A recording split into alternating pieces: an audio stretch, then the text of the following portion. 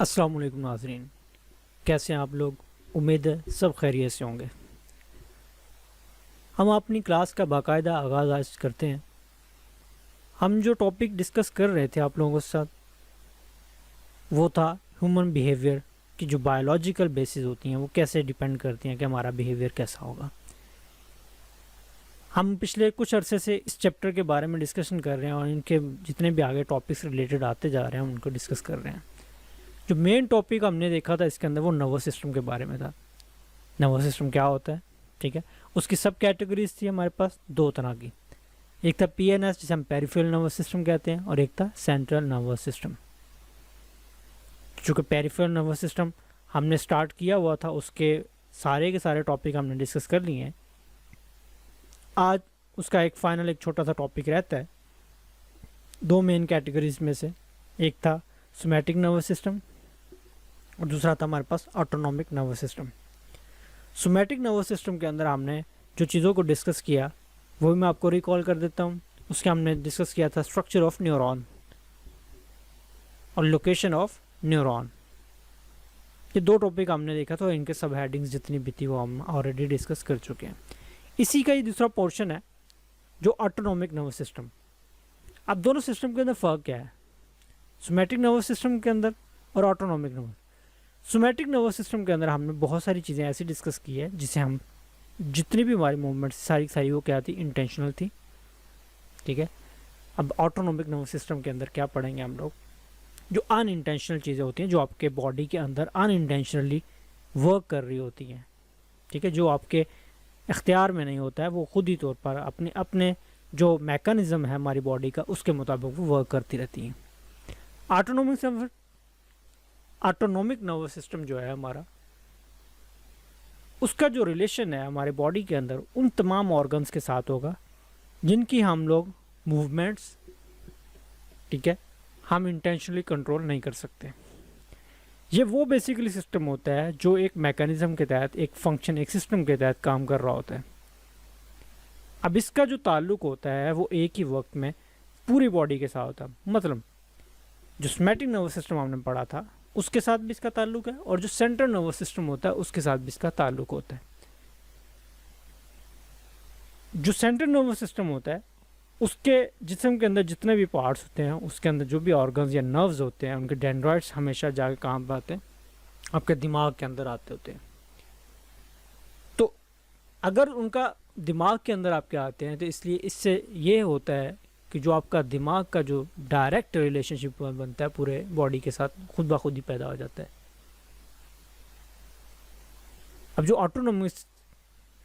Autonomic nervous system होता है, ठीक है, ये बेसिकली सेंट्रल नर्वस सिस्टम को भी आपस में मिला के रखता है, एक शक्ल में एक इंडिविजुअल बना देता है।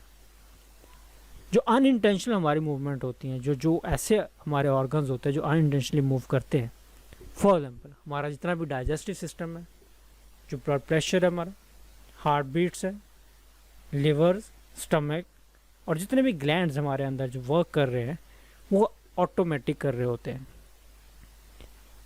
समटाइम जब आपके सामने कोई ऐसी कंडीशन आ जाती है जो अनएक्सपेक्टेड हो, फॉर एग्जाम्पल आपको किसी नुकसान का अंदेशा हो, तो इसके अंदर क्या होता है, ये इफ़ेक्ट करता है ये निज़ाम। इसके भी दो मज़ीद जो सब हेडिंग्स है, दो पोर्शन है, सिंपैथेटिक नर्वस सिस्टम और पैरासिम्पैथेटिक नर्वस सिस्टम होता है। इसको मैं आपको पहले एक डायग्राम के थ्रू समझाता हूँ, देन डिस्कस करते हैं। हम दोनों का फ़र्क समझ लीजिएगा। जो आपको राइट साइड पर नज़र आ रहा है वो बेसिकली आपका सिंपैथेटिक डिवीजन है, ठीक है। जो लेफ्ट साइड पर नज़र आ रहा है आपको वो क्या है, आपका पैरासिम्पैथेटिक होता है। समझ लें चीज़ों को, ठीक है। जो आपका सिंपैथेटिक नर्व डिवीजन होता है ये बेसिकली चीज़ों को अपग्रेड करता है।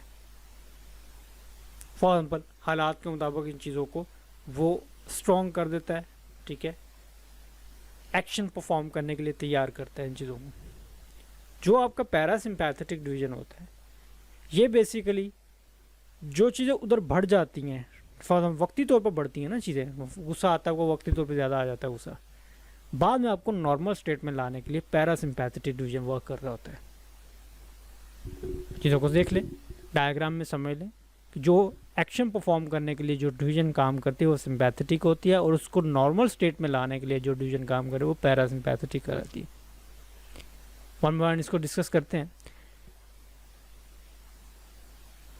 ये जो सिंपैथेटिक होता है, ठीक है, ये करता क्या है कि आपकी जो ज़िंदगी के रिलेटेड जितनी भी सरगर्मियाँ आपकी एक्टिविटीज़ होती हैं उनको तेज़ करता है, ठीक है। मैं शुरू में मैंने बताया आपको, जो भी एक्शंस परफॉर्म करने के लिए तैयार करता है, जो तैयारी में काम आती सारी चीज़ें, आपकी पूरी बॉडी को एक ख़ास सिचुएशन के अंदर अफेक्ट जैसे होती है उसके लिए तैयार करने का काम किसका होता है? सिंपैथेटिक नर्वस सिस्टम का होता है। ये होता कैसे है, ठीक है, ये गैंग्लियन क्या है? ये एक असबी जंजीर होती है, ठीक है, इसके ज़रिए ही वो सारे काम होते हैं। मैं आपको इधर से हाईलाइट करके दिखा देता हूँ कि वो क्या चीज़ होती है।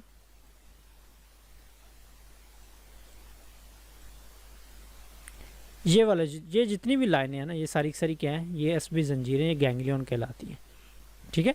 ये वाला पोर्शन के अंदर ना, ठीक है, ये गैंग्लियन कहलाती है, ये जंजीर, इसके ज़रिए ही सारे के सारा आपका काम करवा रहे होते हैं, ठीक है। ये रिलेशनशिप होता है बेसिकली दोनों के साथ। जो भी आपके पास जितने भी आपके, जो चाहे आपके दिमाग में जाते हैं, चाहे आपके स्पाइनल कॉर्ड में जा रहे होते हैं, ये सारे उसके मिड तक जाते होते हैं, ये जितनी जंजीरें होती हैं।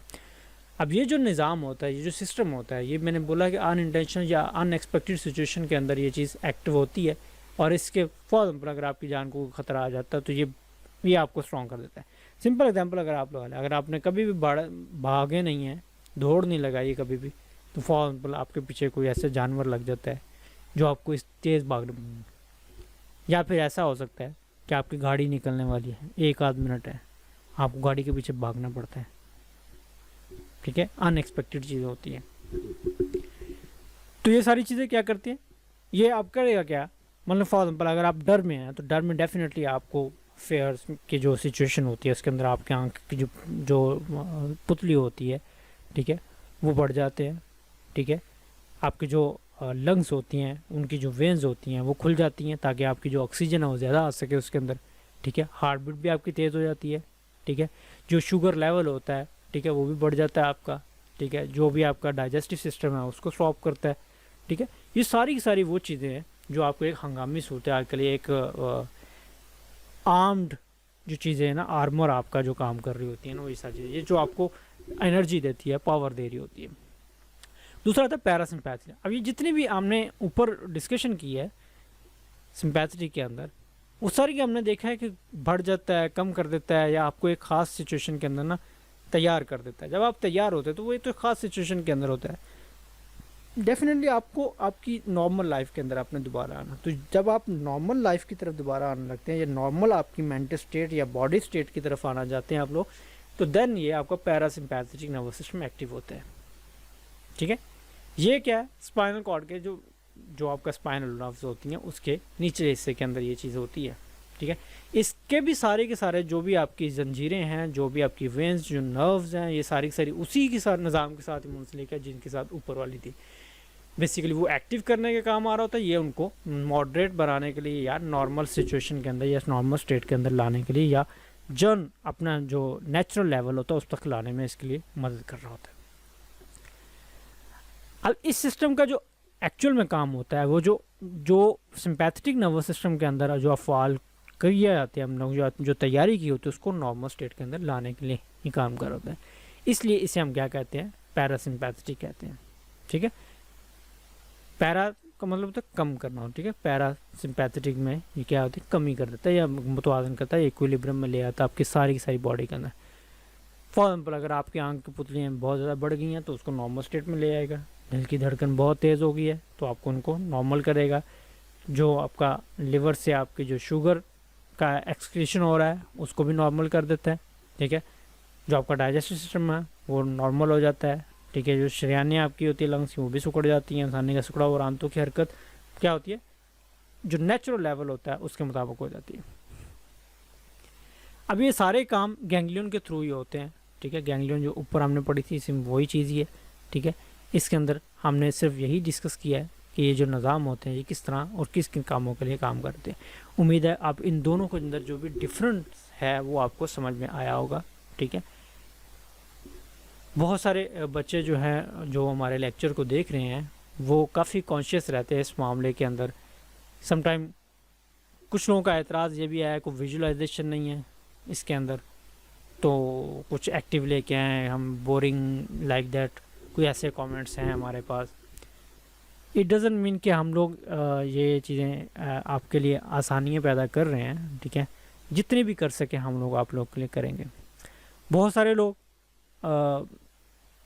कांटेक्ट करना चाह रहे हैं, ठीक है, वो कांटेक्ट कर सकते हैं। अगर आप देखेंगे हमारा फेसबुक का लिंक भी होता है साथ में, ठीक है, इंस्टा का लिंक भी होगा, पेजेस का लिंक भी है हमारे पास, और मज़ीद अगर कोई डायरेक्ट कांटेक्ट करना चाहता है तो व्हाट्सएप नंबर भी गिवन है। अगर आप अबाउट में जाके देखें तो आपको सब कुछ मिल जाएगा।